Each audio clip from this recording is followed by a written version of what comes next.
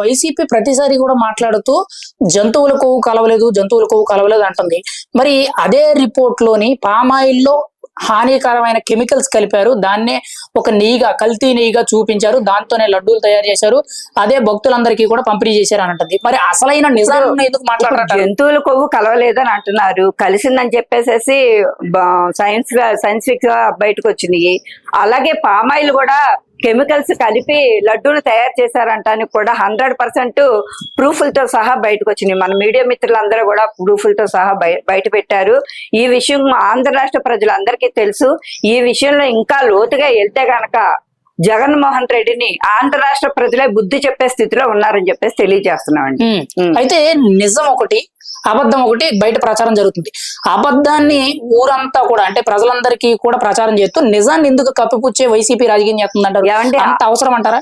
అబద్ధం ఊరంతా చుట్టూ తిరిగి వచ్చే టైంలో నిజం గడప ముందుకు వచ్చి ఆగిద్దండి. ఇది మాత్రం వాస్తవంగా ప్రతి ఒక్కరికి తెలుసు. ఈ రోజున వీడు ఎంత దుష్ప్రచారాలు చేసి ఎంత దృశ్యం సినిమా చూపించినా సరే ఆంధ్ర రాష్ట్ర ప్రజలకి అక్కడ నిజమేంటో అనేది తెలుసు. కాబట్టి ఇక నుంచి అయినా సరే డైవర్షన్ పాలిటిక్స్ చేయకోకుండా జగన్మోహన్ రెడ్డి నోరు మూసుకొని ఉండటం మంచిదని చెప్పి తెలియజేస్తున్నమాట. అయితే గతం చూసినా సరే మేమైతే జనరల్ గా జర్నీ చేస్తున్నప్పుడు ప్రతి ఒక్కరిని కూడా మేము చూస్తున్నాము. ప్రతి ఒక్క చోట కూడా ఈ తిరుపతి లడ్డు అనేది ప్రతి ఒక్క డిస్కషన్ లోనే జరుగుతుంది. ఆంధ్ర రాష్ట్ర ప్రజలందరూ కూడా ఇదే హాట్ టాపిక్ గా ఉంటుందని చెప్పేసి ఇది డైవర్షన్ పాలిటిక్స్ మాట. ఇప్పుడు అంబటి రాంబాబు ఇల్లు తగలబెడతాం కూడా, ఇంకోటి ఏంటంటే జోగి రమేష్ విషయం ఏంటి, ఇంకొకటి అంబటి రాంబాబు మొన్న రీసెంట్ గా చంద్రబాబు నాయుడు గారి మీద పేలిన పేలాపనలు ఏంటి, అన్ని కూడా డైవర్షన్ పాలిటిక్స్. ఈ లడ్డూని మబ్బు పెట్టి, లడ్డు విషయాన్ని మబ్బు పెట్టి ప్రజల్లో వేరే దానికి మైండ్ లోకి తీసుకెళ్లడానికి అన్ని డైవర్షన్ పాలిటిక్స్ చేస్తున్నారు. ముఖ్యంగా ఏంటంటే అంబటి రాంబాబు ఒళ్ళు దగ్గర పెట్టుకొని మాట్లాడటం మంచిది. ఎందుకంటే చంద్రబాబు నాయుడు గారు అంటేనే ఒక ఐకానిక్ ముఖ్యమంత్రి. ఎందుకంటే ప్రతి ఒక్కళ్ళలోనూ ఎటువంటి ఫాల్ట్ లేకుండా మరి అడ్మినిస్ట్రేషన్ అంటేనే చంద్రబాబు నాయుడు.